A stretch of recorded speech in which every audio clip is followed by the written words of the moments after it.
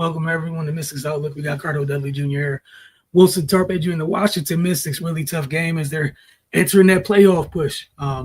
Cardell, you were talking, you said yesterday, and I think the day before heading into this game, just how tough the Valkyries are for folks that may not watch them too often since they're out on the other coast.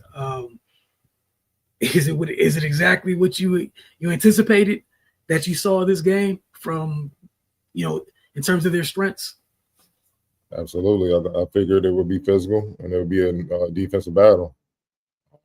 They came in ranked third in the WNBA. They're ferocious on the defense, man. I'm talking about the Golden State Valkyries.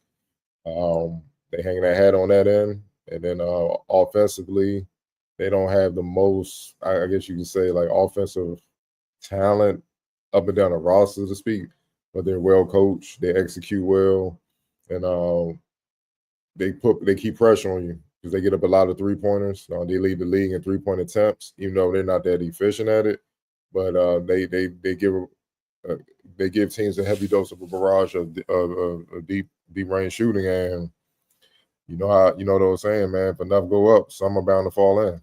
And with their defense holding you down, enough goes in where it's the reason why they're a 500 ball club as an expansion team in their first year in the WNBA, and they're in the playoff hunt. Just so you know, look, excellent coaching. She retains some pit bulls. No disrespect. And I don't mean to go there. I'm just being honest. Like, everybody on their roster competes hard on both ends, have winning skills, winning traits. And that's why, they were able to pull out this win, this tough win. You look, like I said, I think they shoot 31% coming into the game from the field. Not from the field, from deep.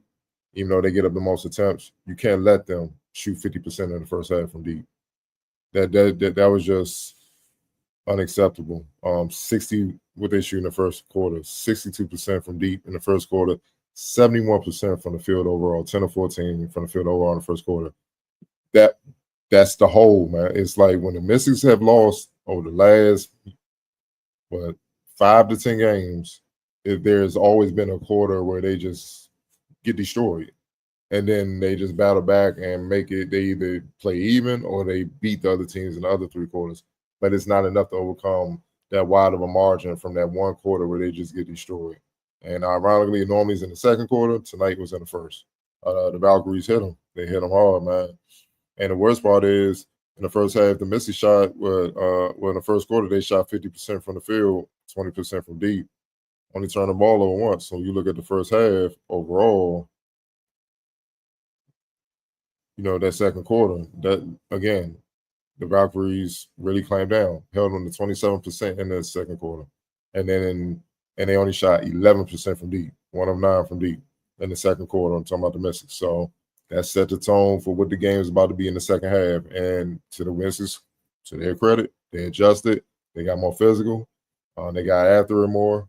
They really hung their hat on the defense, man, and that translated to baskets. They had their best quarter offensively in the third. They scored 21 points. Even though they shot 37% from the field, they shot 50% from deep. And keep in mind, I haven't brought up turnovers yet because they didn't turn the ball over that much tonight. They were very careful with the ball, which is saying something because of the Valkyries' defense. They force you to do a lot of things you don't want to do. That's why they ranked third in the WNBA, points allowed, and fourth in defensive rating. But that fourth quarter, man, that fourth quarter, man, that was tough. They went about 6 minutes without a field goal. Again, the Valkyries' defense. They held up. Neither team shot well on that fourth. The Mystics' defense, like I said, they adjusted. They hung their head on defense. They clamped down, especially in fourth. They held the Valkyries to 23% from the field. Valkyries didn't hit a 3, and the Mystics shot 29% from the field, and they shot 40% from deep. But the Valkyries are rebounding on 12-7, and when it mattered most, they got the big stop on Sykes when she had a makeable shot with the runner or whatnot. I would like to know what the hell happened when Shakira got that rebound and she was about to dribble it up, and then they called a timeout, and chaos just happened. Both coaches, just looking at the rest like, what the hell is going on? The players all confused.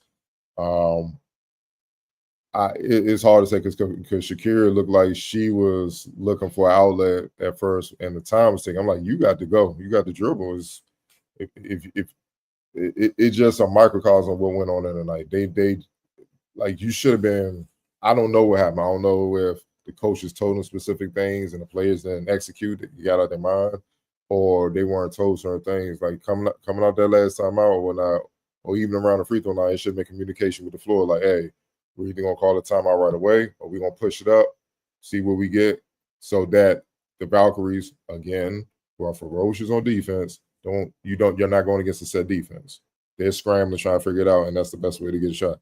Even with that said, once they got the ball, Sykes had a very makeable shot for her with the runner. It just, it was just off, man. And just a tough loss considering where they are in the standings right next to each other. I think the Valkyries are about to jump the Mystics in the standings with this win. And, their 5-game homestand wasn't the best. Let's call it what it is, man. And now they got to hit the road for the next 4 games, and they got a ridiculous schedule coming up. And this is what we've been saying, like they didn't handle business at home, so they got to get on the road and try to handle that because, this stretch of road games that's coming up against the Dream, Chicago Sky, probably obviously looking for revenge. There'll be more rhythm. Because I know last time they beat the Sky, Angel had just returned from injury, so there'll be more rhythm. Minnesota's Minnesota. Dallas is, you back at home for Dallas. That's a winnable game, but the way Page and all them playing, man, they playing a lot better than they were early in the season. And then you got the Valkyries again. So it's not an easy slate. And that's a slate where if the Mystics don't handle business, that could be the slate that knocked them out of playoffs. Because now you so far down the standings, it's again an uphill battle to try to climb the standings. You battling with right now with the Valkyries, you battling with the Aces, you battling with the Sparks. The Fever. You just battling. You know what I mean? So these games that were winnable games, like especially tonight, it hurts. And then if they don't make the playoffs, these won't be the type of games we're talking about to sum up the season. These are the games they should have won, man. But look, they gotta go back to the drawing board, man. Because for once, it wasn't the turnovers that beat them. It was just a lack of a scoring punch. You know what I mean? When they needed it most, and just a quarter where their defense just wasn't up to par. They were switching everything, and they get the most attempts up from deep in the league. I'm pretty sure that was on the scouting report. They were still getting wide open threes, especially in transition. Now I know the Valkyries are a faster team. Still, run them off the 3-point line and give the people trailing at least a chance to come down, and try to, get a stop and whatnot. But yeah, it's easier said than done, especially when you're not making shots. It's easier to get out and run. And, and again, what the Valkyries don't have and just top to bottom elite talent, obviously being in their first year, they're extremely, extremely, extremely well coached, man. Extremely well coached, man. They execute. And they don't go away from that on both ends. They don't go away from that. So you have to execute on your side, or the result will be what it is tonight, man. And Messi just didn't execute on both ends well enough to pull out the victory tonight. Yeah, I think that's the biggest thing is, and we've seen the Mystics at times this year talk about the failure to execute late in games. He talked about what I think it was a couple weeks ago. You talked about they need to get in the habit. I forgot after who it was. What team was it they played? I think it was after the Mercury game. It's sort of about having to come out and punch first. And we saw that in a game after that. But then tonight, what you can't do against really good defensive teams is let them get off to a high start offensively. Because what they do on average, like defense is their wheelhouse, they get off to a hot start. It's like giving it's akin to baseball, where a team with a really good starting pitcher and the bats go crazy in the first inning. They're comfortable to they're going to be very comfortable the rest of the way. They already got some run support. They're good. But like you said, we saw Washington fight back. Yeah, it was disheartening in the fourth because we saw them. They really did clamp up. Washington's defense was amazing in the fourth quarter. But even before we got to that chaos with 2.5 seconds left or what have you, it was a couple possessions prior to that where the failure to execute. I forgot what it was where I think it was a late pass, ended up getting deflected out of bounds. And then you're letting a good team, Cardell, you're letting a really good defensive team set up again. So yeah, why the ball's out of bounds, they got a chance to reset. It's already hard enough. You talked about how hard it is to turn the corner against that defense. I thought they did a great job of limiting Washington on offensive glass too. I know Washington did have 7 of them, but we know the damage Washington does in the paint. You know, Golden State was, I know, no Caleb Thornton tonight or Monique Billings, but yeah, their defense is crazy. And again, we saw them stay assignment sound throughout the game and late in the game. So we've seen that all year with them. And the other thing, let me put this back up on the screen and talk about that slate, right? Remember the beginning of the year when Washington lost to the Valkyrie? We talked about how that loss, I think that was the first win the Valkyries got, I think, this season. Was against the Mystics, right? If I remember correctly. Franchise history, right? Cool. They have their third and final matchup. That's August 13th when Washington gets back from this trip. This win right here, like the Valkyrie, got the tiebreaker. Even you come out of this, they got the tiebreaker. Even if you come through this stretch, if they hold serve, you're still behind the Valkyrie because of not being able to take care of business. And again, very tough defense. That said, have to be able to get it done. Yeah, their defense, especially in that first quarter, let them down big time because for those that don't know, the Mystics are actually number 1 in defending the 3. They hold teams to 30%. But you went against a team that is one of the worst 3-point shooting teams in the league, and you allow 42%. So you don't even meet your own standard of defending the 3 when you knew you had to defend the 3 because they get up a lot of attempts. That's how they try to make up for the lack of offensive talent up and down the board. Then also I noticed, man, like the point guard play, Veronica Burton had her way, double with 10 and 10. Then Kate Martin came in right behind her and did the same thing. You know, you only look. Let's be honest, man. Tiffany Hayes can set the table. You know, I don't know what was up with her. I don't know if she was sick or something. 0 points. She was 0 for 2. Only played 19 minutes, man. That's not something had to be going on because that's not normal for her. But obviously, long time vet, she know how to set the table. But for this team, Veronica Burton has emerged as the point guard, the one that their best table setter. You got to take her out the game. For a team lacking with a lot of offensive talent, now defensively, yeah, they got a lot of defensive talent for sure. But being able to consistently score and make plays on the offensive end, take the point guard out the game, focus on her. Now you're really jacking up their offense. That gives you a chance. Like, perfect example what I'm talking about. So in the first half, Veronica Burton, she had all her 10 points, 4 or 5, but she had 5 assists. Second half, when the Mystics woke up, Veronica Burton, she didn't score. She was 0 for 2, but she still had 5 assists, 1 turnover.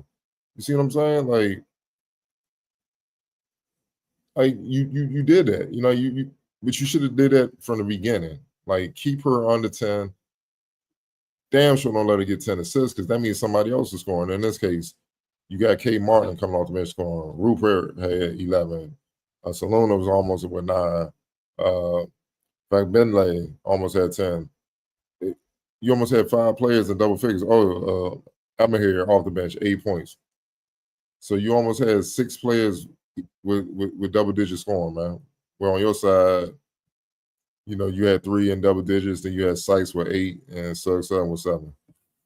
You know, it's just the details, man. The details and the margins. The Valkyries won all of that, and that's why they got the W. And just go back to further your point with Veronica Burton. Know that she's done a great job for them. What she's shooting on the year, if you come out and take care of your take care of your business and your assignment sound early. 35 from the floor, and I think 33 from three. So yeah, that 10, she didn't score again, but it was huge. It was huge in that first half. Huge.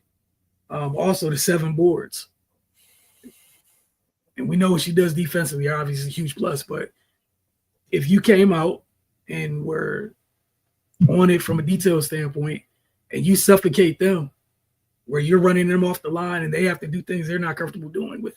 It's not like there's multiple great shot creators on that team. And again, it's not knocking them, just they're an expansion team for a reason. That's where they're at. Cool. That one of the better shot creators they have. You mentioned her, and she had a really rough night in tip. That just shouldn't be the case. And now it's looked like, one, it cost you. It's just a matter after this road trip, how much did it cost you? But it cost you. This loss hurts a little bit. Sure. It's gonna hurt. Again, I'm gonna put this back up because this is absurd. This lineup's nuts. Yeah, I think that's the stretch that's gonna determine if they're a playoff team or not, honestly. So if that is in fact the case, we'll have an idea by the time they get back home to face the Valkyrie again. Mm-hmm. Like that's ironic. Valkyrie could be in position. Yeah, we're gonna put the nail in the coffin. Make sure we good. And y'all season, they're gonna have to fight. There's no getting around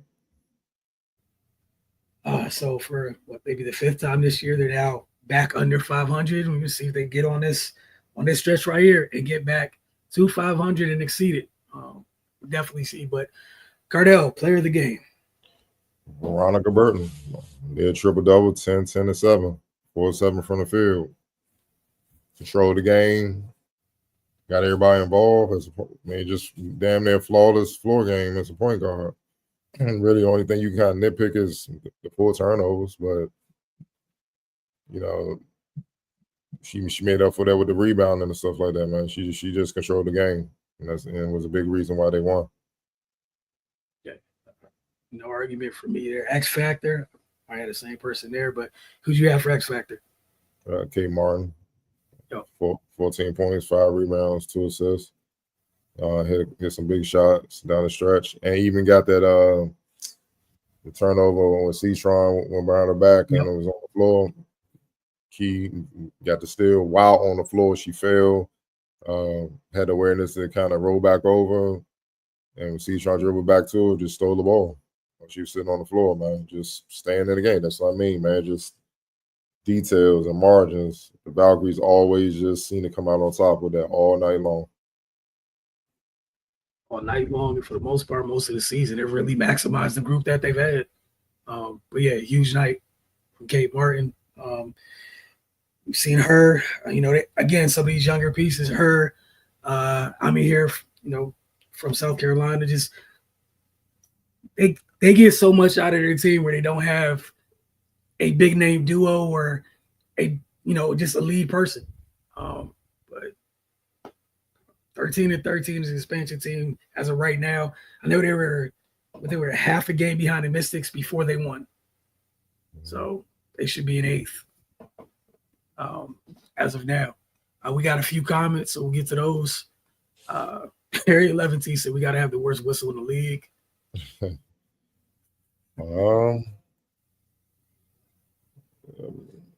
That wasn't the reason why they lost. That situation, like I said, with Shakir and that whole mix-up was wild because you threw everything out of whack. And then I thought they was going to at least give them the time back, but they didn't even do that. And I was like, that's great at home. So, yeah, I'm with Sydney. Yeah, I think he's gonna have a very animated post game. Oh, for sure. And then even though the broadcasters, they were showing him motioning. First it looked like it was saying go. There was a timeout, and then they were saying Slim might have called a timeout.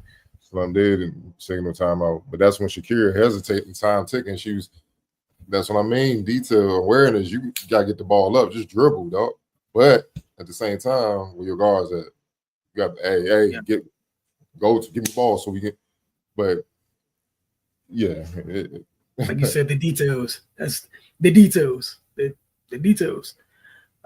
He also followed up with. They also followed up with. I don't know why we didn't feed Kiki more. She was in foul trouble, and they playing the Valkyries. Valkyries don't play that. You can't just do what you want to do against them. So, and right now her ball, her impact. I mean, she can hit the mid range. Um,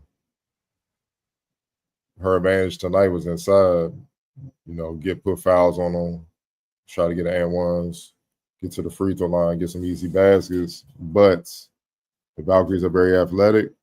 They swarm. They're ferocious. Like, for people that may not understand what I'm saying, just think the WNBA version of OKC on defense. That's what they are. They're athletic. They're long. They're tough. Again, they're on a string. They're well coached. And they can go through their whole bench. I mean, everybody get in and get it in on that end. So they realize that's the only way they're going to survive. If they try to get in a shooting match and don't play no defense, they're going to get the hell beat out of them. And they know that, at this stage. So they come in with the other side, the other mentality, like, we coming in to lock you up and we'll get the offense second. And it's working for them, and you can't win like that. We've seen teams win championships like that. So it's not necessarily what she had. She was 5 for 8. It wasn't that. It's just the shots may not always be there because they digging down, and you're not gonna force bad shots. She's not at that stage yet.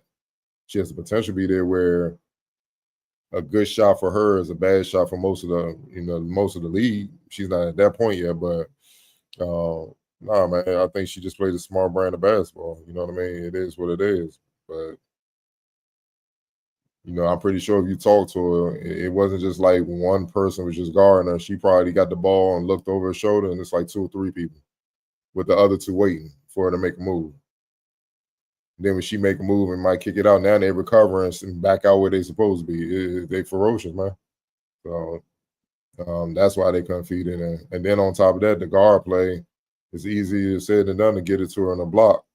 When it's a guard all up in your face, Veronica Burton and all them, Tiffany Hayes, they just bothering you and being pests. It's not that simple. Another thing might have been great that she didn't force it. Carter, you talk about how great they did in not turning the ball over tonight. You know what it looks like if they had some of the nights we've seen in the past where the ball gets inside, and then someone makes a move, then eventually they pass it, and then it's turned over, and then the other team's off and running. Yeah, imagine what this game's look like with 3 to 5 more turnovers. It was about double digits. Is it me or do the vets seem to struggle when the rookies are playing well, mainly Austin and sometimes Sykes? No, because Sykes and Kiki, was just playing well a few games ago, coming out of All-Star break. So that ain't the problem. It do need to be more consistency where, the vets and the rookies all play good, but that's not what it is. It's playoff time. Teams are keying in on certain matchups based on their personnel and trying to take that away. And that's why you're seeing, since the All-Star break, you're seeing different players from the Mystics have, they play good one game, then they play down the other game. You know what I mean? So, like the Sparks games, the reason why Citron didn't play well, Kia Jackson, she got to deal with that bounce on both ends, and that's a different beast. And she matches up well with her, same size, athletic, and she I'm that girl too. You know what I mean? And I got experience on you, so that's tough. But you see against other teams where they can't quite match up with her size, Citron's looking like Citron. So, it's just tough, man. That's why the second half of the season always separates teams. All right, who gonna be the playoff teams and who looking forward to the lottery, man. And you kind of saw a glimpse of that tonight. Still a lot of time, but they gotta get on it. You know what I mean? But yeah, they definitely need more consistency. They definitely need more consistency up and down the roster for sure. Then, like seeing Citron showing some diversity in your offense, especially that midi, I would say that goes a long way to what Cardell was just talking about. With the matchups, we've seen her be comfortable with that. We've seen other times where it is not comfortable because that matchup is not giving her the space to get that off at all. You talk about the kid. they had Satu on her during the Mercury game, not giving her any space, at times taking fouls versus, getting beat. Just to reset to make sure there's no space. But yeah. And then, I don't know about this. We said Belty, you know what? I don't know about that. Nah, they lost by one. It wasn't that. And also the diversity in her mid-range game, credit Valkyries. They know she can shoot. They know she can get to the cup. So they taking away. They look, well, probably on the scouting report, I mean, I gotta see it, probably the least efficient area because she just doesn't take a lot of shots in areas mid-range. So they sent her to where the weaknesses are. That's what good defensive teams do. That's why you got to continuously work on your game and be ready, be a step ahead. And then tonight, she's like, I can do that too. So, it was good, man. It's good in a sense because it forces you to have to expand your game and stuff like that. But what she's starting to show consistently is, I got it all. I just needed experience to learn the league. And then once I learn the league, it's, fully, it's going to be hell to pay. I could do it all. And that's why she was drafted as high as she was. Again, that wild stress that Cardell was alluding to earlier, it begins this Sunday. I just want to double check. Yep, it begins this Sunday on the road against Atlanta. Said we will have a great idea what that playoff race looks like by the time they get back home a couple weeks in August. But for Cardell and myself, y'all have a great evening. We'll check in on you guys soon.